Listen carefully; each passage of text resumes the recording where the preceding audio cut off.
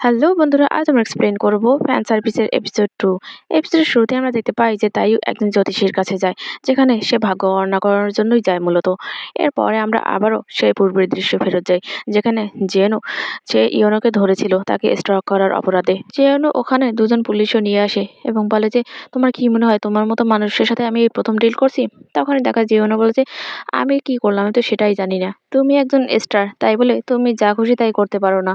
তখনই দেখা যায় যে জেউনু বলে যে, "তুমি সেটা না যে আমার বাসায় ওসব ডিসগাস্টিং লেটার পাঠিয়েছিলে এবং আমাকে ছায়ার মতো তুমি ফলো করছো।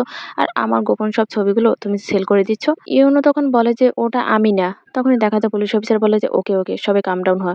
তখনই দেখা যায় ইউনু মাথা চুলকাতে বলে যে, "আমার ক্যাটের লাইভ স্ট্রিমের জন্য আমাকে এখনই বাসায় যেতে হবে।"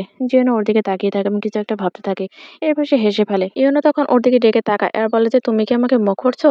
তখনই পুলিশ অফিসার জিওনুর দিকে তাকায় এবং বলে, "এটলিস্ট তোমাকে তো অনেক বেশি ডিসেন্ট মনে হচ্ছে।" তখন ইউনো বলে, "কিসের ডিসেন্ট?" জিওনু তখন ইউনুর দিকে তাকায় এবং বলে যে, "তোমাকে বাদামের বস্তার মতো মনে হচ্ছে।" তখন ইউনু রেগে যায় এবং বলে যে, "সে আমাকে ইনসাল্ট করেছে। এটা অ্যাবিউস।" তখন সে আরো বলে যে, "আমি তাকে শুরু করছি।" তখনই পুলিশ অফিসার বলেছে, "জিওনু।" তখনই দেখা যায় যে দৌড়ে আসে ম্যানেজার এবং বলে যে, "তুমি কি ঠিক আছো? কি হয়েছে?" তখনই জিওনু বলে যে, "তুমি আমার লয়ারকে কল করো।" তখন ম্যানেজার বলছে, "আচ্ছা ঠিক আছে, আমি কল করছি।" এই কথা শুনে দেখা যায় যে জিওনু অনেক ভয় পেয়ে যায় এবং বলে যে, "তুমি কি ভাবো যে তোমার একারই লয়ার আছে, আমার কোনো লয়ার নেই?" তখন জেনো বলছে, "তুমিই লয়ার দিয়ে কি করবে?" তখনই ইউনো বলে যে, "তুমি যে কাজের জন্য দরকার, আমারও সে কাজের জন্য দরকার।" এরপরই দেখা যায় সে তাইয়ুকে কল করে এবং বলে যে, "তুমি আমাকে সাহায্য করো, আমি ফেঁসে গেছি এবং তোমার নাম্বারটা দাও।" এরপরে আমরা আবারও সেই জ্যোতিষীর কাছে ফেরত যাই, যেখানে তাইয়ু গিয়েছিল তার ভাগ্য গণনা করার জন্য। সে যখন রুমে প্রবেশ করে তখনই দেখতে পায় যে রুমের উপর অনেকগুলো কার্ড রাখা। তখনই একটা কণ্ঠস্বর ভেসে আসে যে, "তুমি ৩ টে কার্ড তোলো ওখান থেকে।" তখনই তাইয়ু জিজ্ঞাসা করে যে, "কিন্তু আপনি কোথায়?" তখনই ওই লোকটা বলে যে, "সেটা তোমার জানার দরকার নেই। তুমি তোমার কাজে মনোনিবেশ করো।" তখনই দেখা যায় যে তাইয়ু ওখানে বসে এবং সেখান থেকে ১ম এ ২ টো কার্ড তোলে এবং তারপর ওই ভয়েসটা বলে যে, "আরো একটা কার্ড তোলো।" তখন সে আরো একটা কার্ড তোলে এবং সবশেষে ওই ভয়েসটা আবার বলে যে, "তুমি সর্বশেষ একটা কার্ড তোলো।"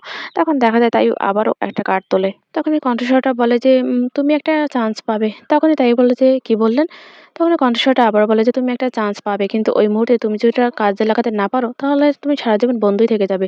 তখন ও ফোনের দিকে তাকায় এবং দেখতে পায় যে ইউনো ওকে টেক্সট করেছে। তারপরে সে জায়ানকে কল করে এবং টাকাটা টেবিলের উপর রেখে ওখান থেকে দ্রুত বের হয়ে যায়। তখনই ওই কণ্ঠস্বরটা বলে যে, "এটার ফি ৳২,০০০, কিন্তু সে আমাকে মাত্র ৳১,০০০ দিয়ে গেছে।" তখনই দেখা যায় যে ও দৌড়ে জায়নের কাছে চলে যায় এবং বলে যে, "কি হয়েছে?" তখনই দেখা যায় যে জায়ন ওকে বলে যে, "তুমি দেখো না, সে আমাকে বারবারই অপমান করছে এবং আমাকে ক্রিপ বলছে এবং আমি নাকি তাকে স্টকিং করছি সেটা বলছে।"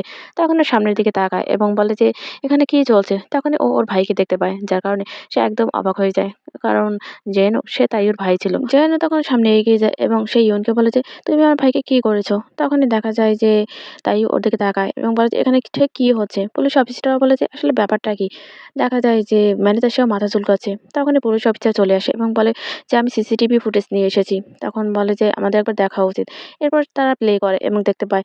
দেখার পর তারা দেখা যায় যে বলে পুলিশগুলো যে, "আসলে এটা কোনো স্টকিং এর মধ্যেই পড়ে না। এটা মনে হচ্ছে না কোনো স্টকিং এর কেস।" জিয়ানও তখন মাথা চুলকাতে থাকে। তখনই বলে যে, "তাই নাকি?" তখনই দেখা যায় যে ইওনও কিছু বলতে নেয়। তখন তাই ওকে থামিয়ে দেয় এবং বলে যে, "এটাই তোমার চান্স।" তখন ও বলে যে, "কিসের চান্স?" তখন তাই বলে যে, "তুমি এর পরিবর্তে তার থেকে বলো যে তোমার সাথে তার ইন্টারভিউ দিতে হবে।" তাই আরো বলে যে, "আমি তো আমার ভাইকে চিনি। সে কখনোই তোমাকে মন থেকে সরি বলবে না।" তখন ওর ম্যানেজার বলে যে, "তার পক্ষ হয়ে আমি সরি বলে দিচ্ছি।" তখনই দেখা যায় যে ইওনো বলে যে, "কোনো দরকার নেই।" ইওনো তখন বলে যে, "আচ্ছা, কিছু ক্ষতিপূরণ দিলে কেমন হয়? 1 মিলিয়ন তো এনাফ, তাই না? অ্যাপোলজি থেকে এটা ভালো, কি বলো?" তখনই দেখা যায় যে ইওনো সে বলে যে, "জাস্ট আমার জন্য একটা কাজ করো।" সে সামনে এগিয়ে যায় এবং বলে যে, "just do it with me." এই কথা শুনে সবাই দেখা যায় যে অদ্ভুতভাবে ওর দিকে তাকায়। তারা একটু নেগেটিভ ভাবে এই জিনিসটা নেয়। তখনই তাইও এগিয়ে আসে এবং বলে যে সে ইন্টারভিউর কথা বলছে। আসলে সে নার্ভাস হয়ে গেলে কথা এলোমেলো হয়ে যায় তার। ইওনো তখন তোতলাতে বলে যে, "আমাকে 30 মিনিট টাইম দিলেই হবে।" তখনই তাইও বলে যে, "০.৫ ঘন্টা টাইম দাও, তাহলেই সব সলভ হয়ে যাবে।" তখনই দেখা যায় যে জেং ওর দিকে তাকায় এবং বলে যে, "আগামীকাল বিকাল ঠিক ৪ টায় আমার বাসায় চলে আসবে।"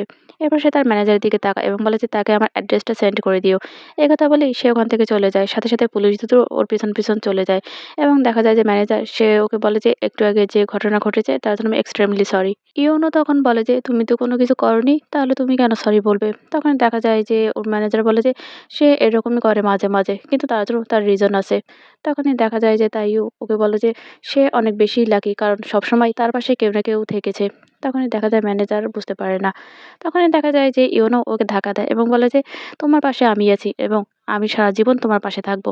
তখন তাই বলে যে, "তোমার এটা মনে রাখলেই হবে।" তখনই ম্যানেজার তার নাম্বারটা এগিয়ে দেয় ইওনোর দিকে এবং বলে যে, "এটা আমার নাম্বার। আমাকে তুমি মেসেজ করো। আমি তোমাকে অ্যাড্রেসটা পাঠিয়ে দেবো।" তখনই দেখা যায় যে ইওনো ওটা নেয় এবং ম্যানেজার ওখান থেকে চলে যেতে নিয়েও আবার দাঁড়িয়ে যায় এবং ফিরে তাকায় এবং তাই ওকে ডাকে। তারপর বলে যে, "তোমার ভাই সবসময় এরকম থাকে না।" তখন সে আরো কিছু বলতে নেয়। কিন্তু তারপর বলে যে, "আচ্ছা বাদ দাও। পরে আবার তোমার সাথে দেখা হবে।" এই কথা বলে ম্যানেজার ওখান থেকে চলে যায় এবং তাইয়ু আর ইউনো দুজন দুজনের মুখের দিকে তাকায়। এরপর আমরা দেখতে পাই যে ওরা একটা জায়গায় বসে আছে এবং একটা আইসক্রিম তাইয়ু ২ খণ্ড করে। কিন্তু একটা ছোট আরেকটা বড় হয়। তখন ১ম এ ও ছোট খণ্ড ইউনোকে দেয়। কিন্তু ইউনো সে মুখটা ভার করে ফেলে। তখনই দেখা যায় যে তাইয়ু বড় অংশটা ওকে দিয়ে দেয়। তখন সেটা পেয়ে দেখা যায় যে অনেক বেশি খুশি হয়ে যায় এবং বলে যে, "তাইয়ু তুমি কি একজন অ্যাঞ্জেল?"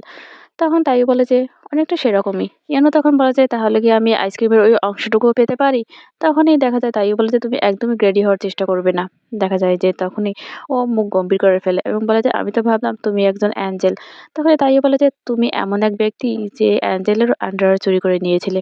এই কথা শুনে দেখা যায় ও মুখটা আরো ভার করে ফেলে। তাইয়ু তখন বলে যে, "তুমি যখন আমাকে টেক্সটটা করলে, তখন ওটা দেখেই আমি অনেক বেশি ভয় পেয়ে গিয়েছিলাম। ইভেন আমার তো জানই বেরিয়ে যাবার উপক্রম হয়েছিল। তারা যখন বলেছিল যে তারা লইয়ার ডাকবে, তখন আমিও অনেক বেশি নার্ভাস হয়ে গিয়েছিলাম।" তখন তাইয়ানো বলে যে, "এজন্যই তুমি তাদেরকে বলেছো যে আমি লইয়ার?"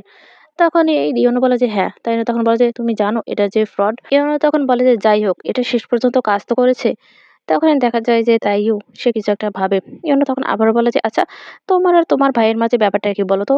তখন তাইয়ানো বলে যে, "তুমি এবার দেখার পর বুঝতে পারোনি সেটা?" তখন ইওনো বলে যে, "হ্যাঁ, কিছুটা গেস করতে পারছি।" তখন তাইয়ানো বলে যে, "তুমি কি জানো যে আমার বাবা-মা ডিভোর্স হয়ে গেছিল? জানো তো, তাই না?" তখন ইউনো বলে যে, "হ্যাঁ, জানি।" তখনই ও আবার বলে যে, "আমার বাবা যে জেলে গিয়েছিল তুমি কি সেটা জানো?" এই কথা শুনেই দেখা যায় যে ইউনো অনেক বেশি অবাক হয়ে যায় এবং বলে যে, "কি বলছো তুমি?" ইউনো বলে যে, "না, আমি জানতাম না তো।" তখন সে ওর দিকে তাকিয়ে বলে যে, "সরি, সরি, আমি কি খুব বেশি রিঅ্যাক্ট করে ফেলেছি?" তখন তাইও বলে যে, "হ্যাঁ, একটু বেশিই করেছো।" ইউনো তখন জিজ্ঞাসা করে যে, "কিন্তু কেন এরকমটা হয়েছিল?" তখনই তাইও বলে যে, "আমার ভাই আমার বাবার নামে রিপোর্ট করেছিল পুলিশের কাছে।" তখনই দেখা যায় যে ইউনো বলে যে, "কি বলছো তুমি?" তখনই তাইও একটু সময় নেয় এবং বলে যে, "ডিভোর্সের পরে আমার মা আমার ভাইয়ের প্রতি অনেক বেশি প্রোটেক্টিভ হয়ে যায় এবং সে একজন চাইল্ড স্টার হিসেবেই গড়ে ওঠে এবং মা সবসময় তাকে নিয়েই ব্যস্ত থাকতো। আমার বাবা মাঝে, মাঝে আমাকে দেখতে আসতেন। এতে করে আমার আর তেমন একটা লনলি ফিল হতো না। কিন্তু আমার বাবার হয়তো আমার ভাইকেও দেখতে ইচ্ছে হয়েছিল। এজন্যই সে কাউকে কিছু না বলেই আমার ভাইকে নিয়ে গিয়েছিল তার কাছে এবং এজন্যই আমার মা আর ভাই তার নামে রিপোর্ট করে দেয়। যার জন্য পুলিশ তাকে জেলে ভরে দেয়। আমি এতটুকুই আমার দাদির কাছে শুনেছি।" ইউনো তখন বলে যে, "আচ্ছা, এসব শোনা কি ঠিক আমার?" তখনই দেখা যায় যে তাই ওর দিকে তাকায় আর বলে যে, "একদমই ঠিক। তুমি যদি এগুলো না শোনো তাহলে কে শুনবে আর?" এরপর সে আবারও বলা শুরু করে, "পুরো স্টোরি আমি এখনো জানি না ভালোভাবে।" তখনই দেখা যায় যে ইউনো ওর দিকে তাকায় আর বলে যে, "এটা কি তোমার জন্য ভালো হয়েছে?" তখন তাইও একটু হাসে এবং বলে যে, "না, কারণ আমার মা এরপরে আমার ভাইয়ের ওপর আরো বেশি প্রোটেক্টিভ হয়ে যায় এবং আমি আরো তাদের কাছ থেকে দূরে সরে যাই। সত্যি কথা বলতে এতে আমার ভাইয়ের কোনো দোষ নেই। সে ভুল কিছু করেনি। কিন্তু তারপরেও আমার মনে হয় যে সেই আমার বাবা-মাকে আমার কাছ থেকে কেড়ে নিয়েছে। এজন্যই আমি তাকে সহ্য করতে পারি না।" এবার সে আবারও ওর দিকে তাকায় এবং বলে যে, "আমি বাচ্চাদের মতো করছি, তাই না?" তখন ইউনো উঠে দাঁড়ায় এবং বলে যে, "না, তুমি অনেক ভালোভাবে বেড়ে উঠেছো।" এবং এরপর সে তার দুহাত দিয়ে তাইয়ুর গালটা জড়িয়ে ধরে এবং বলে যে, "তুমি এমনকি তোমার ভাইয়ের থেকে অনেক বেশি হ্যান্ডসাম এবং তুমি অনেক বেশি স্মার্টও।" এই কথা শোনার পর দেখা যায় তাইয়ু একটু হাসে এবং তখনই দেখা যায় যে তাইয়ু পেছন থেকে হাত দিয়ে ওর ডিনার মাংসটা চেপে ধরে এবং তখনই বলা যায়, "আমি সবার থেকে বেস্ট, তাই তো?" তখনই দেখা যায় যে ইউনো বলে যে, "হ্যাঁ, তুমি সবার থেকে বেস্ট।" এরপর দেখা যায় যে ও সরে যায়, আবার ওর জায়গায় বসে। এরপর সে তাইয়ুর থেকে আইসক্রিমের বাকি অংশটুকুও নিয়ে নেয়। তাইয়ুও খুশি, খুশি মনেই ওকে দিয়ে দেয়। এর পরের দৃশ্যে আমরা দেখতে পাই যে জেন যখন যেতে নেয়, তখন সেই পুলিশ অফিসারটা ওকে পিছনে ডাকে এবং বলে যে, "আচ্ছা, আমি কি আপনার একটা অটোগ্রাফ পেতে পারি?" তখন দেখা যায় যে জেনও দাঁড়িয়ে যায় এবং ওই লোকটা একটা কলম আর প্যাড বের করে দেয় এবং বলে ও তার নাম। কিন্তু দেখা যায় যে ও অটোগ্রাফটা দিয়ে ওর কাছে খাতাটা বুঝিয়ে দিয়ে জেন ওখান থেকে চলে যায়। তখনই লোকটা খুশি মনে ওটা দেখে প্যাডটা এবং সেখানে উইলিয়াম লেখা দেখে অনেক বেশি রেগে যায়। কারণ ওর নাম উইলিয়াম ছিল না। এরপর আমরা আবারও সেই জ্যোতিষীর কাছে ফেরত যাই, যেখানে তাইয়ু গিয়েছিল তার ভাগ্য গণনা করার জন্য। সেখানে দেখা যায় যে ৪ টা কার্ডের ১ম কার্ডে হলো গিয়ে এখানে কোনো রোমান্টিক ফিলিংস থাকবে না। এটা হয়তো ফ্রেন্ডশিপ বা ফ্যামিলি মতো যেরকম সেটা থাকবে। তারপর 2nd কার্ডে বলা হয় যে ওখানে প্লাটোনিক যে লাভ সেটা থাকবে এবং এটা ফ্রেন্ডের থেকে বেশি কিন্তু লাভারের থেকেও কম, মানে লাভার না। 3 নাম্বার মানে লাস্ট কার্ডটা বলে যে তারা ফ্যামিলির মতো থাকবে কিন্তু কখনোই কাপল হবে না। এবার বলা হয় যে লাস্ট কার্ড যেটা এক্সট্রা ছিল সেটা সম্পর্কে জানতে চাও? তারপর সে একা একাই বলে যে ওটা হলো গিয়ে যে চান্সটা আমি তাকে দিয়েছিলাম সেটা। আমি জানি না যে সে এই চান্সটা গ্রহণ করবে কিনা। আর এর মধ্য দিয়ে এই চ্যাপ্টারটা শেষ হয়ে যায়। ভিডিওটি ভালো লাগলে অবশ্যই লাইক, কমেন্ট আর সাবস্ক্রাইব করে পাশে থাকবেন। ধন্যবাদ সবাইকে।